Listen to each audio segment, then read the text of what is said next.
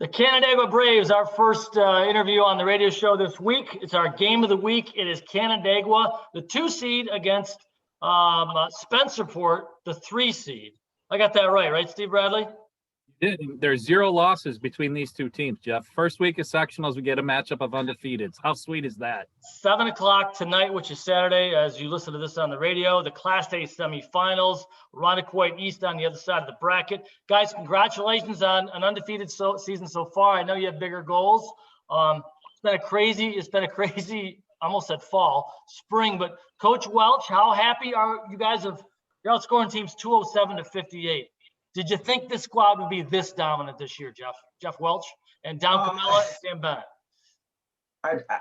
In terms of dominant, I'm not sure. I knew we had a very good football team that are made up of kids that work extremely hard and are talented and are great teammates. So I think success was something we expected. But in terms of dominant, you don't really expect to do that. But I knew we'd be a successful team.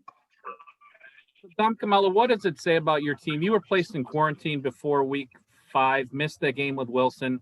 And I know that, and how did you prepare for Athena? And you guys came out and made a statement against Athena, putting up 48 points against a team that a lot of teams had a hard time scoring on, and, teams in your bracket that made the playoffs. I mean, you did something to Athena that other teams haven't done this year. How did you do that? During the quarantine, our team just stayed focused on our goal of the next week, because we all knew that we wouldn't be able to play Wilson. So all of our minds were really toward Athena. We'd have Zooms and stuff just to keep our mind on what their game plan is, what plays they run, stuff like that, just to stay focused on the game coming ahead. You had a kickoff return for a touchdown, 80 yards, that was sandwiched around a couple kickoff returns by Athena. 156 yards on the ground, 3 touchdowns. Sam, what kind of weapon has this guy been for you? He has a lot of weapons, but he's been so consistent. I think he's gone over 100 yards, 150, 107, 93, 81. What kind of weapon has this guy been for you guys, Sam? Well, it's just amazing because he's a beast. So, I mean, anytime you need any yards, you can just hand it to him and we're getting it. Yeah, Class A, we've talked about this all season, is just loaded. I mean, the fact that you are undefeated and you are the 2 seed playing a 3 seed that's also undefeated. First of all, congratulations on surviving that gauntlet. And secondly, I mean, you said you had hardworking kids and you didn't know how successful your team would be. But what characteristics got them to this point? I mean, it's not an accident. You're the defending champions, and maybe, quite honestly, you've even flown under the radar a little bit. The characteristic is just character, really. They've been playing together since 4th grade, a very close-knit group from great families, and it's been important to them since they've started to be athletes. I've known these kids a long time. We've been working in the weight room, specifically Sam and Dom and some other kids. They've been working in the weight room since they were 6th, 7th grade. And they want success. They know how to achieve it. They go about it the right way, not only on the field, but off the field. And they're just class acts. So, they're successful on the football field, but they're going to be successful in anything that they do. And anytime you have a bunch of kids like that on a team, you're going to be a pretty good team. Talking to the Canandaigua Braves here on our specialties hotline. It's our Pittsford Pub game of the week, 7 o'clock tonight, Saturday, as we talk to you here on the radio, at Canandaigua. And you guys are both defensive backs. You guys have had a dominant defense, allowing less than 10 points per game. Sam Bennett, what's it like to look at what you've seen so far on tape of what Spencerport does? Because it's pretty unique. It is very unique. I mean, we saw it last year. We've known how to handle it. We just have to all do our own jobs and make sure we're staying focused.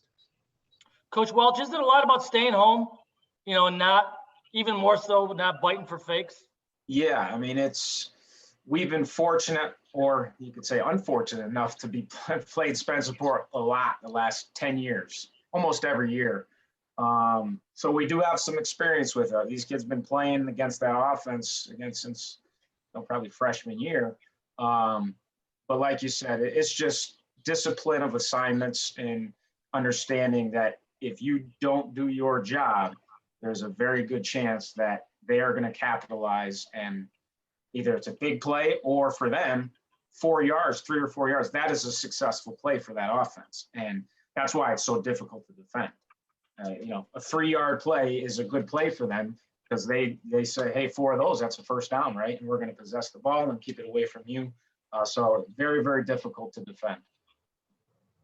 Every running back has to have horses in front of him leading the way, opening holes. Who are your linemen that have been doing such a good job? Because this game, as much as the playmakers will be looking to make plays, 95% of these games are decided on the line of scrimmage. Who are some of the guys that are getting it done for you so that you have these holes to run through? So there's Cody Ike, who's the left tackle, James Delforte, who's the left guard, Zach Dreisbach, who's the center, Dan Coffey, who's the right guard, and Nick Herbst, who's the right tackle. But then there's also Eric Platt in the tight end, and my brother Brady Camella, who's the fullback.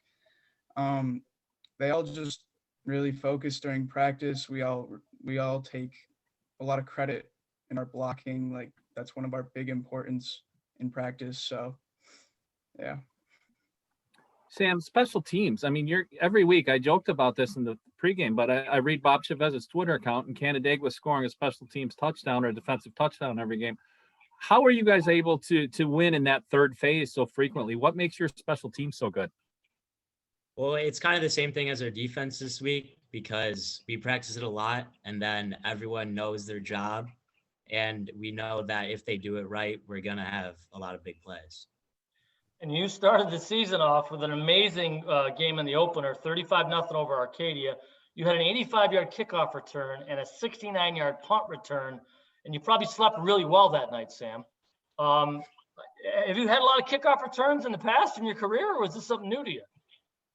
I mean, last year, both of us were back there, but we didn't really see this as much. I didn't get it that much, but I mean, it's kind of just making plays. All the blocks are there. It's not that tough, right, really, for us.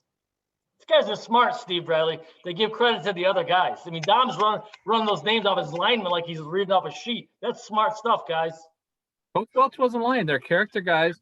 Jeff, if we're sitting in the room and you've got the smart board up and you're breaking down this game, what are 3 things that are going to decide this game either way? 3 things that you want to do or prevent them from doing, and John Dowd is probably drawn up similar things, trying to figure out ways for his team. Where is this game going to be decided?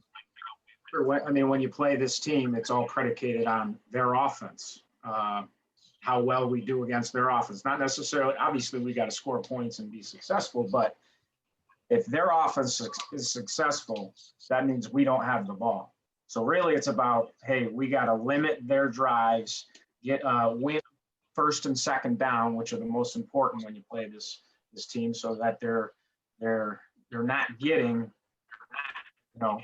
third and short and fourth and short, because most likely they're going to get that. So yeah, it's winning first and second downs and trying to keep their drives limited. That's kind of the key to playing them.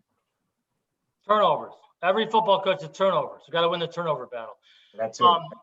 You guys have been in the heat. You guys have won a championship, this team. Dom, how much do you think Spencerport hasn't been in a championship game? I don't think, maybe ever. How much does the experience, when you get down to this stage of the season, help you, Dom? Do you think it helps you guys a lot? Yeah, it definitely helps because we can obviously we can act like we've been there before, but the pressure is almost like we're used to it, because last year we went all the way to the state semis, which was pretty good, I'd say, and most of our starting players are returning from last year, so we're all kind of just used to the pressure atmosphere and excel. Sounds good, guys. It's a huge game. It's the one we've got circled as our Pittsford pub game of the week. I don't normally do this, Steve, but I'm usually pretty good at it.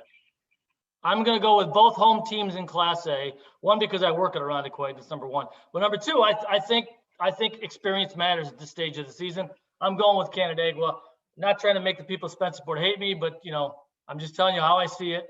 I wish you guys the best of luck. I wish Spencerport the best of luck. May the best team win, and we'll see you in Irondequoit next Saturday. All right. Absolutely. Thanks, Jeff. Coach Welch, thanks for being on the show. Good to see you again. Appreciate it. Dom and Sam, try to keep those kickoff returns rolling. All right. Thanks again. Thanks, guys. All right. So Canada, have a good week. Steve, I'm usually pretty good at this stuff. I've been at this a while. We'll see what happens. Canandaigua football right here on the Cause Affairs High School Sports Show, brought to you by Salvatores. We'll take our first break. You're listening to Fox Sports 1280.